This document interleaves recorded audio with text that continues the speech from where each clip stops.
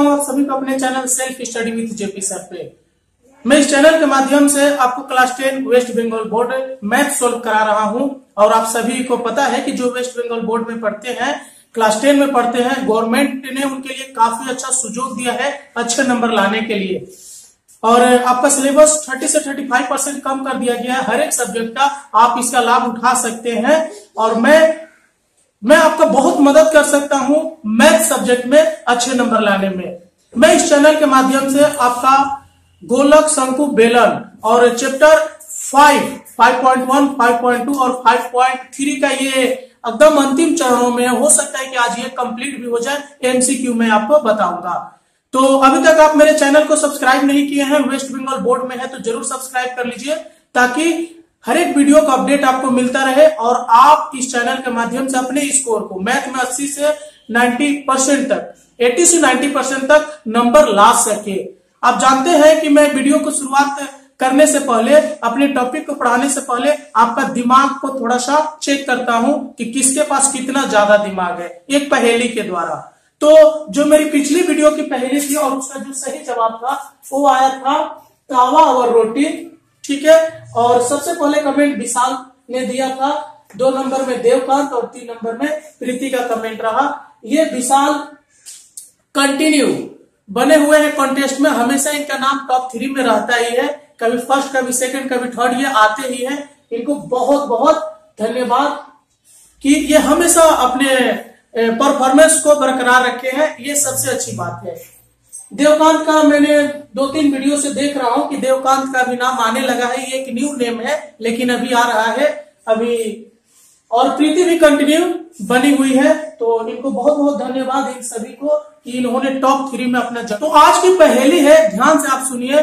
बूझो भैया एक पहेली, जब काटो तब नई नवेली।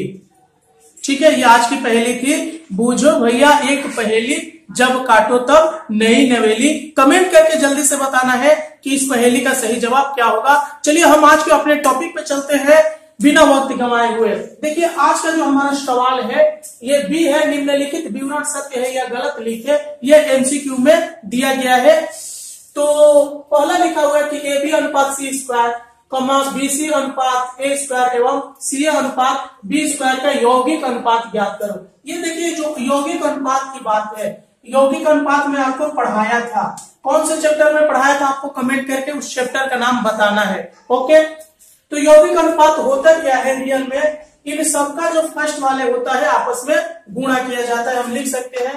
इसलिए यौगिक अनुपात, यौगिक अनुपात, यौगिक अनुपात आपका होता क्या है, इन सबका फर्स्ट वाला गुणा होता है। जैसे ये वाला ए बी है तो आपका मैं इधर लिख देता हूं ए बी, और इसमें क्या है गुणे बीसी कर दिया। माने इस सब का फर्स्ट वाले को हम लोग ऐसे पूर्व पद बोलते हैं, सब पूर्व पद आपस में गुणा हो जाएगा, यानी ए बी प्लस बीसी, और इधर क्या है गुणे ए सी।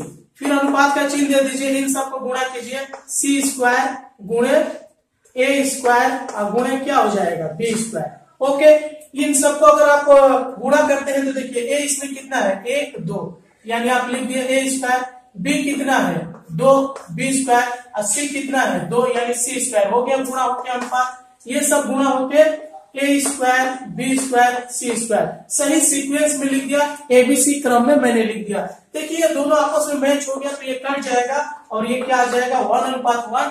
और यही हमको बोला था कि यौगिक अनुपात 1:1 होगा, यानी ये कथन बिल्कुल सही है। तो हम लिख देंगे कथन क्या है सत्य है, कथन क्या है सत्य है। और ये आपका सवाल एक कंप्लीट हो गया। चलिए चलते हैं अगले सवाल पे। अगर वीडियो अच्छा लग रहा है तो लाइक जरूर कीजिए, खूब ध्यान से देख रहे हैं, बहुत इजी है, हार्ड नहीं है, एमसीक्यू है और आपके एग्जाम के लिए भी काफी इंपॉर्टेंट है, तो आप इसे ध्यान से समझिएगा। एक्स की Y Y square, X square Y square एवं एक्स वाई क्यू क्रमिक समानुपाती है। मानिए आपको दिखाना है कि ये क्या क्रमिक समानुपाती है। क्रमिक समानुपाती में अक्सर हम क्या लिख देते हैं ऐसे, ये Y Q X Q Y बटा ये जो है एक्स स्क्वायर वाई स्क्वायर बराबर। अब यही जो होगा सामने आ जाएगा, यानी ऊपर चला जाएगा, ये एक्स स्क्वायर वाई स्क्वायर बटा ये जो है एक्स वाई क्यू आ गया। चलिए अगर इसको हम क्रॉस गुणा करते हैं तो क्या आ जाएगा हमारा ओ आ गया। ये क्रॉस गुणा होकर देखिए x यहाँ पे 3, यहाँ पर 1, यहाँ पे 3 है, यहाँ पर 1 है, यानी x का पावर क्या हो गया 4, और यहाँ पर y 1 और यहाँ पर y जो है 3, यानी y का पावर 4 बराबर। अगर इन दोनों का क्रॉस गुणा करते हैं तो क्या हो जाएगा x का पावर 4, देखिए 2 2 और y का पावर भी क्या हो गया 4, यानी ये दोनों आपस में इक्वल हो जा रहा है, समान हो जा रहा है। तो ये क्या है लिख देंगे, इसलिए यह क्रमिक समानुपाती है। क्रमिक समानुपाती है। क्रमिक समानुपाती यानी दोनों में जब बराबर में समान संख्या आ जाती है, समान अंक डिजिट आ जाते हैं तो क्रमिक समानुपाती होता है। यह क्रमिक समानुपाती है और ये क्या हो जाएगा, ये सत्य है। ओके, अब आप ये समझ गए होंगे। चलिए चलते हैं इसके ठीक अगले सवाल पे बिना वक्त गवाए। सी का 1 है, शून्य स्थान की पूर्ति करें, यानी यहाँ पर खाली स्थान दिया गया था, ऐसे इसको भरना है। सवाल नंबर देखिए क्या दिया है, 3 क्रमिक समानुपाती धनात्मक संख्याओं का गुणनफल 64 होने से उनकी मध्य समानुपाती है। देखिए ये जो सवाल है काफी इंपॉर्टेंट है आपके एग्जाम के पर्पज से, एग्जाम के दृष्टिकोण से, तो आपको इसे अच्छे से समझना है। बहुत आसानी से समझा दूंगा आपको, फिर आप कभी भूल नहीं सकते। मैं बोला कि क्रमिक समानुपाती हम कैसे लिख सकते हैं, इसलिए अगर क्रमिक समानुपाती हम एबीसी ले लेते हैं, माना क्रमिक समानुपाती,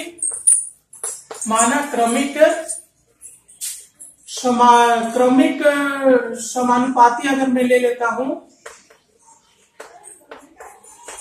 समानुपाती ए बी सी है, ठीक है, क्रमिक समानुपाती ए बी सी है, तो इसको हम कैसे लिख सकते हैं, ए बटा बी बराबर बी बटा सी।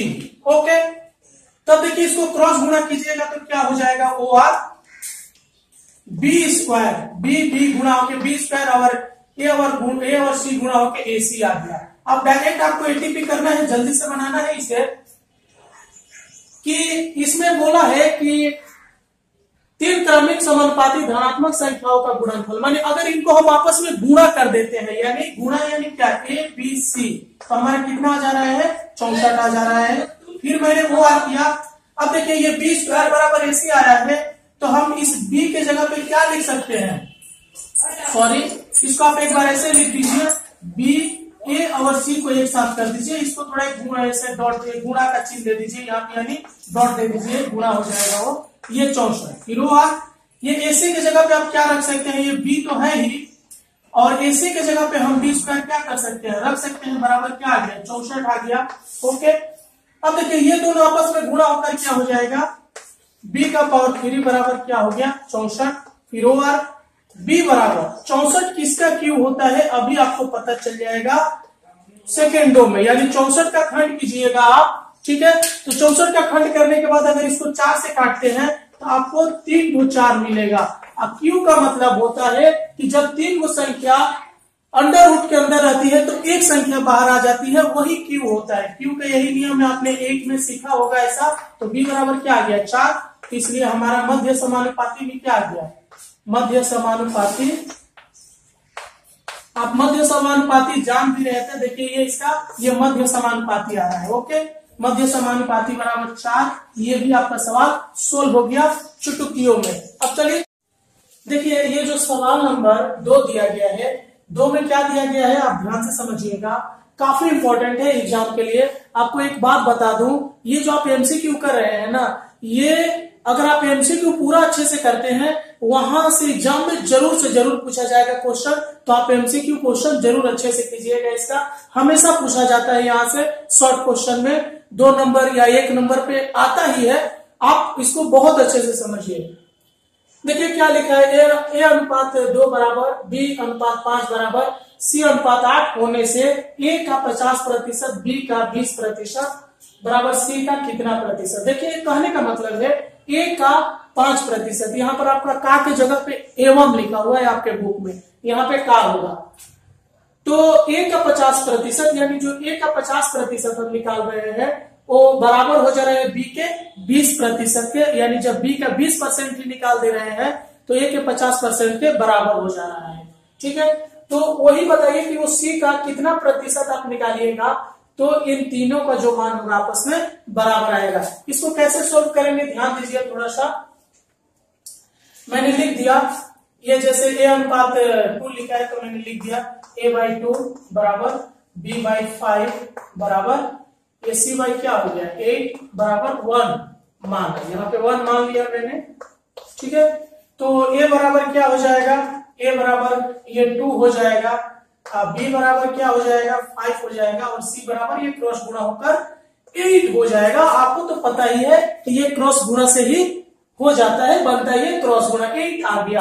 अब आपको कुछ नहीं करना है, a का 50% यानी कहने का मतलब है कि a का मान कितना आ गया है 2 आ गया है, तो हम इसका लिख सकते हैं 2 गुणे 50/100। प्रतिशत का मतलब क्या होता है, बहुत इजी, यानी प्रतिशत होता है जो संख्या दी रहेगी बटा 100 कर देना, यानी 50% यानी 50 बटा क्या हो गया 100। अब इसको आप काटिए, 1 0 से 1 0, 5 गुना 10 और ये इससे कटिए यानी 1 आया। अब देखिए b का इसलिए का चिन्ह दे देते हैं, इसलिए b का कितने प्रतिशत बोला है 20%, यानी b का 20% बराबर b का मान आपका कितना आया है 5 गुणे 20 बटा ये भी क्या हो गया 100, काटिए 20 × 100, देखिए आ रहा है कि नहीं आ रहा है इक्वल, ये और b का मान बराबर आ गया। यानी कहने का मतलब है कि यदि हमको c का मान 1 लाना है तो वो c का जो मान 1 आएगा वो कितना प्रतिशत होगा, तो हम लिख सकते हैं इसलिए c का मान होगा, c का मान होगा क्या होगा ध्यान से समझिए आप। 1 मैंने लिखा 1 लाना है हमें, 80 का मान कितना दिया हुआ है टोटल 8, इसको गुणे 100 कर दिया। ठीक है, जैसे आप अक्सर देखे होंगे कि जब आप टेस्ट देते हैं अपने ट्यूशन में तो सर आपको नंबर देते हैं, तो जितने नंबर का टेस्ट होता है वो नीचे लिखा रहता है, आप जितना पाते हैं वो ऊपर में लिखा रहता है। अगर उसे 100 से गुणा कर दिया जाए तो ये पता चल जाएगा कि आप टेस्ट में कितना % नंबर लाए थे। उसी तरह यहाँ पर भी करना है, देखिए इसका मान भी 1 आया, b का मान भी 1 आया, तो अब 8 यहाँ पर है, टोटल नंबर जो है 8 है। तो अगर हम 1 देखेंगे कि 8 का 1 कितना प्रतिशत है तब तो पता चलेगा ना कि इसका 50%, इसका 20%। जब हम c का % निकालेंगे 1 के रूप में तभी तो पता चलेगा कि a का कितना प्रतिशत होगा। तो इसको आप काट के देखिए, ये कट जाएगा दशमलव में, 4 8 एकम 8 है, फिर 2 बचेगा, 8 गुना 16, 8 बचे 40, यानी 12.5%। यानी कहने का मतलब है कि जब c का मान 12.5% हम रखेंगे तो ये भी क्या आ जाएगा 1 आ जाएगा और ये तीनों आपस में बराबर हो जाएगा। तो यहाँ पे हम भर देंगे 12.5, यही फाइनली आपका आंसर हुआ। तो आप अगर वीडियो अच्छा लग रहा है तो लाइक जरूर कीजिए। देखिए जो सवाल नंबर 3 को में क्या लिखा हुआ है आप ध्यान से पढ़िए, x-2 एवं x-3 का मध्य समानुपाती x हो तो x का मान निकालो। कैसे लिखेंगे, डायरेक्ट एटीपी कीजिए आप इसको जल्दी से। मध्य समानुपाती आप जानते हैं, x-2 लिखा, अनुपात x लिखा, समानुपात x लिखा, फिर यहाँ पे देखिए अनुपात छूट गया, ये अनुपात x, और फिर x माइनस क्या हो गया 3। ओके, अब चलिए इसको सोल्व करते हैं। वो दिया मैंने x-2 और x बराबर x बटा क्या हो गया x-3, ये दोनों गुणा होकर क्या हो जाएगा x² बराबर, ये दोनों आपस में गुणा होगा यानी x-2 और x-3, ये क्रॉस गुणा होता है आपको पता ही है। तो चलिए गुणा कर दीजिए, x² बराबर x गुणा हो गया, x² हो गया प्लस माइनस माइनस 3x और ये गुणा होकर -2x और माइनस माइनस प्लस यानी 6 हो गया। अब देखिए ये x² है बराबर ये x² आया, ये दोनों एक राशि है जोड़ दिए तो क्या हो गया -5x प्लस क्या हो गया 6, फिर वो इसको इधर ला दीजिए तो ये क्या हो जाएगा x², इधर आकर माइनस क्या हो जाएगा x² और ये इधर आकर प्लस क्या हो जाएगा 5x बराबर 6। संख्या को एक तरफ रख दिया, जो भी x है एक तरफ ला दिया, ये दोनों प्लस माइनस में आपस में कट गया। आप समझ पा रहे होंगे आसानी से। उसके बाद वो x बराबर क्या हो गया 6/5, यही आपका फाइनली आंसर हो गया। हम लिख सकते हैं इसलिए x बराबर 6/5, ये आपका आंसर हो गया। ठीक है, तो आप इसे देख लीजिए, समझ लीजिए। अगर नहीं समझ में आ रहा है तो कमेंट करके जरूर बताइए। ये जो सवाल है 13 का 1 नंबर आपके लिए काफी खास है, ये रिपीटेड सवाल है, एग्जाम में इसको पूछा ही जाता है। आप इसे ध्यान से समझिए, ऐसे सवाल 2 नंबर में पूछे जाते हैं। इसको देखिए कैसे बनाएंगे हम। a/2 बराबर b/3 बराबर c/4 बराबर 2a minus 3b plus 4c/p होने से p का मान निर्णय करें। कैसे लिखेंगे? a/2 बराबर b/3 बराबर c/4 बराबर ये क्या है 2a minus 3b plus 4c/p बराबर के मान सकते हैं। के मेथड से पूरा चैप्टर बना हुआ है, के माना मैंने लिख दिया। अब आप जानते हैं कि क्रॉस गुना होता है, इसलिए a का मान आपका क्या आ गया? a का मान आ गया आपका 2k, b का मान क्या आ गया आपका 3k और आपका c का मान क्या आ गया 4k आ गया। ओके, और इसको अगर हम देखते हैं, अगर इसका मान हम निकालते हैं यानी 2a minus 3b plus 4c बराबर ये p के साथ k का गुणा होकर क्या हो गया pk हो गया। pk पिक्चर का भी नाम था, हीरो का नाम बताना है, pk पिक्चर में कौन सा हीरो था। ठीक है, अब देखिए यहां पे हम लिखेंगे, चलिए वो आर करना है क्योंकि ऑलरेडी बराबर हो गया एक 2 इंटू a का मान क्या आया है 2k, फिर माइनस 3 इंटू b का मान क्या आया है 3k और प्लस 4 इंटू c का मान क्या आया है 4k बराबर pk।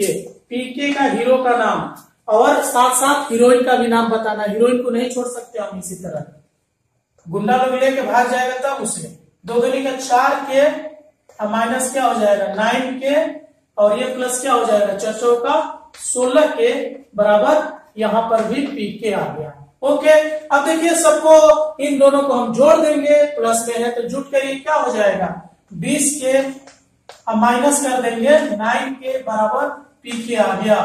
तो ये घट के क्या हो जाएगा 11k बराबर pk हुआ है। तो देखिए अगर हम p का मान निकालेंगे तो p बराबर क्या हो जाएगा 11k बाई k, यानी k से k कट गया और p का मान आपका क्या आ गया 11 और फाइनली यही आपका आंसर हो गया। इसलिए p बराबर 11 ये आपका आंसर हो गया। ओके, इसको नहीं इसलिए देकर आंसर लिखते हैं हम लोग, तो इसलिए देकर मैंने आंसर दे दिया। आपको मिलते हैं अब नेक्स्ट वीडियो में, तब तक के लिए बाय बाय, आपका बहुत बहुत धन्यवाद।